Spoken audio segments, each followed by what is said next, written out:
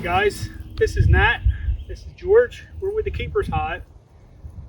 In past videos we've talked to you guys about running the 2-queen keeper, so today we thought maybe we'd set one up and let you guys watch and see how we do it.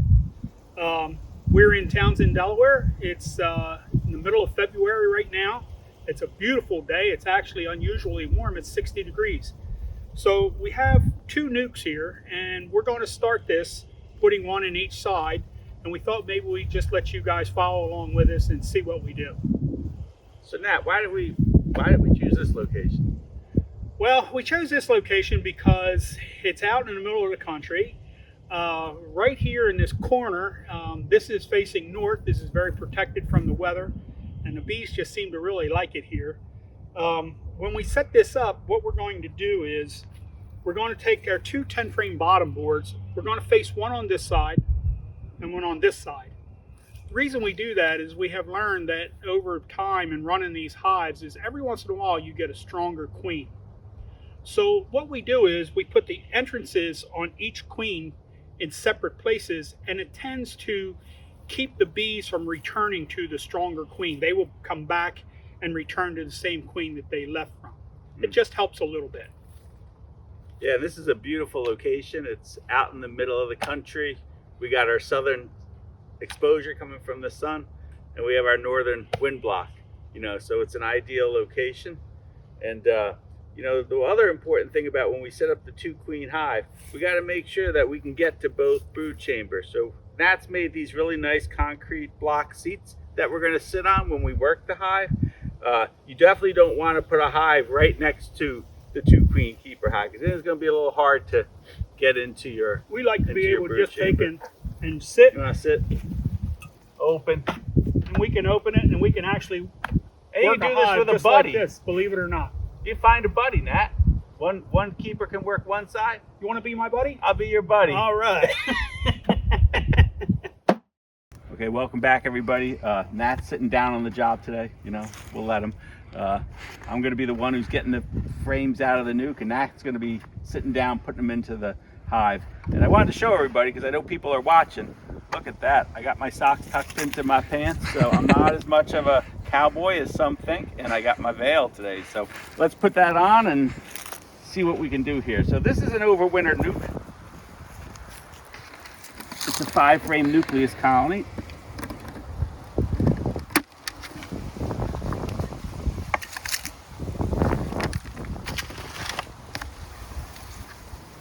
So you can see a nice and alive 5-frame nucleus colony. They haven't been messed with very much, so they're giving us a nice warm welcome here. And we have some emergency sugar that's been their extra feed for the and we got 2 drone frames in here that, so again we have so we're gonna pull frame, pull, looks like most of the bees are on that side, so we're gonna start over here, and we're not gonna okay.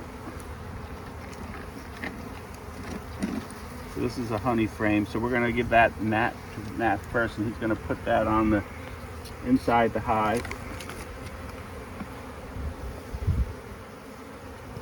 And again, this is another honey frame that he's going to put inside the hive.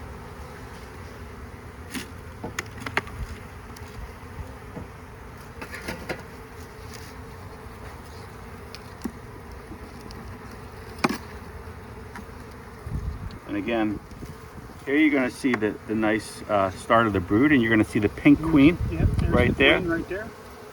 So we're going to, you guys can see the queen right here.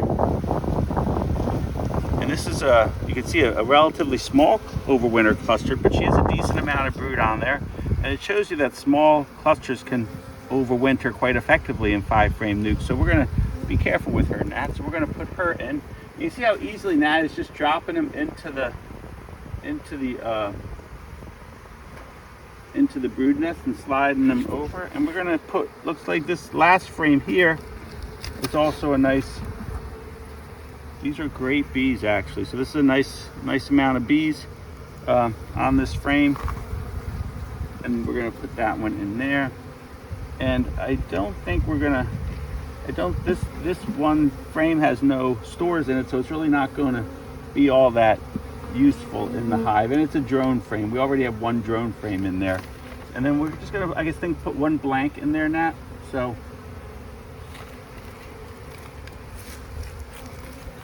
a little bit of feed in this. I'm going to put it toward the queen. Absolutely. So the food will go sort of on the side. And so we got our nice 5-frame nuke. It's small right now, but that's okay. So, and we put a follower board in our hives, and this is the exact reason we do. We're starting out just a 5-frame nuke. Instead of giving them all this space that they have to manage and maintain, we'll take the follower board and slide it up against that last frame that we installed, and then just to store our extra frames, we can just put them in the hive and keep them back behind the follower board. And as she grows, we can just take and move the follower board back and give them more frames as they need it. So we're going to start this colony out with as a 5-frame nuke, and Nat's going to put in some frames behind the follower board so we have them. So it's an 8-frame brood chamber, so there's 5 in front of the follower board, and he should be able to easily put 3 behind the follower board there. Okay. So there you we go. Keep them pushed up as tight as we can get them. That'll keep them from being propolized in between the frames. So what do we got to do next, Nat? So next we take and put on our 2 frame protectors to protect the outside corners on this side, and then we go ahead and put in our observation panel. Lay them right in here. Get this adjusted for the first time. Yeah, it might be the clamps. Yeah, there we go. And we're good to go. Nice. Done. Okay guys, so we have the one side in, and now we're just going to flop around and we're going to put the second one in the other side. So it's all the same thing. So again, good. George is just going to open up and start handing them off. So we have another nuke here. So it's really important to mention that we are starting this hive out fresh this morning with 2 new colonies, and both colonies are basically nukes that were made up last year, last summer. So they're about equal strength. They have the same sort of age queen in them. So if you can do that, that's ideal when you start off a new 2-queen hive.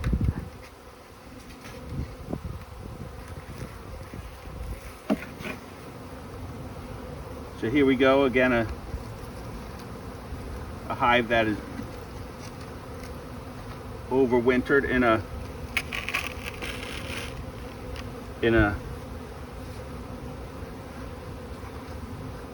single nuke box. Again, they were. Where did these nukes come from, George? Did you raise these? Yeah, I raised these. So these are local bees. So hopefully they're as calm as what I typically have. But again, I don't know. So I've got my veil on. I've got my shirt tucked in today. So just a frame with a little bit of honey on it. So again, you want to keep the frames, especially in the early part, arranged the same way as when you're taking them out of the nuke. You want to put them in the same position as you're putting them into the hive, and especially you don't want to split the brood nest this early. So the brood frames kind of stay in the middle, and if you have a food frame, it goes on the outside of the nest. So we basically have a small colony here, but it's got a queen, it's got some brood. So we got that nice new looking queen right there. So we're going to put that in next. And again, we're going to put this one in last there. And we have a bunch of bees in here where they're going to shake in. And this is a little smaller colony than the last one. So I think for this one, I think we may even just leave it as a I think we may even leave this as a 4-frame nuke, Nat, to start, you know, because it's a little bit smaller than the first one. So we'll, again, And we'll just take our follower board once again, and we'll slide it right up against the 4th frame.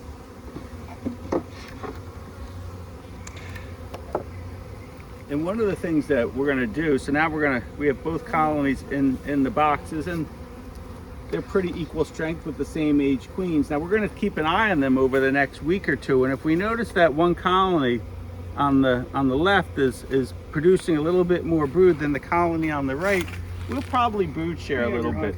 We'll probably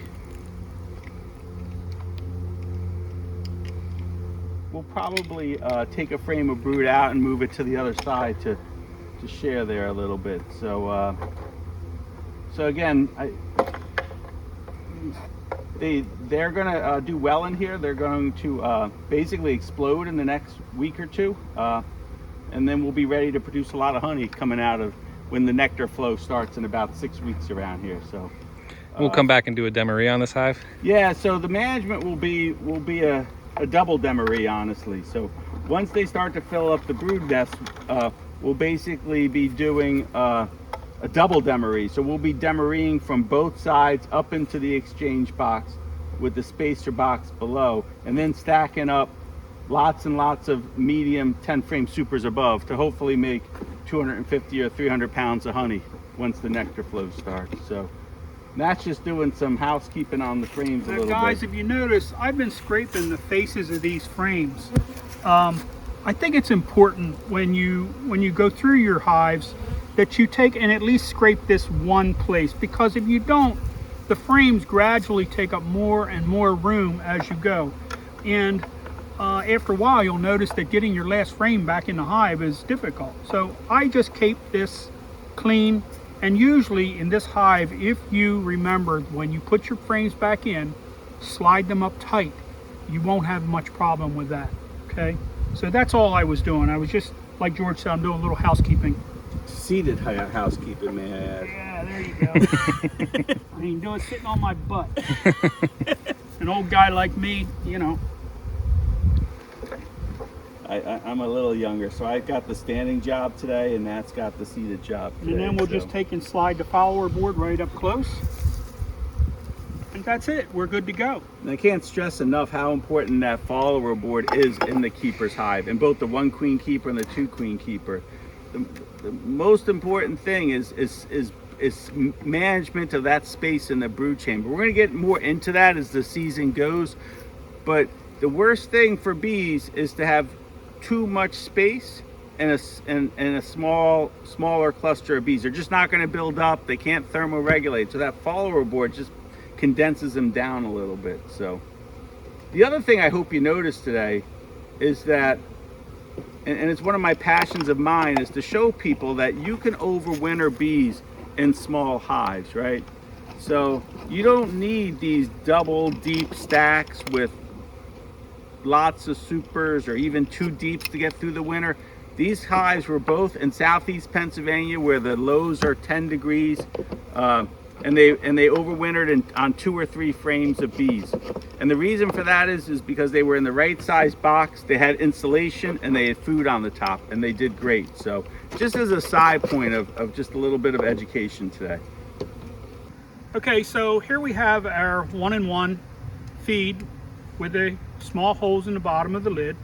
And all we're going to do is just take and set this in right on top of the queen excluder.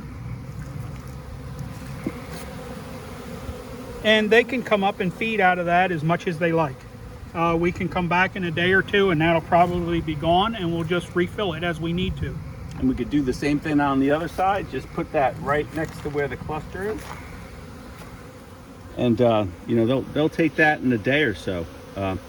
If you still have cold nights, you may want to take a piece of burlap and wrap it around that feeder so it doesn't cool off much at night. So that's a little tip if you're worried about the one-to-one chilling at night. So basically, that was really easy, Nat, right? I mean, That's all there is to it. It's really not harder than that. We installed 2 nukes, 1 on each side. We have entrances facing 1 in opposite directions. We used a follower board to make sure that the colony was in the right size box to start, and we have feed right over their heads, and they're going to do great here.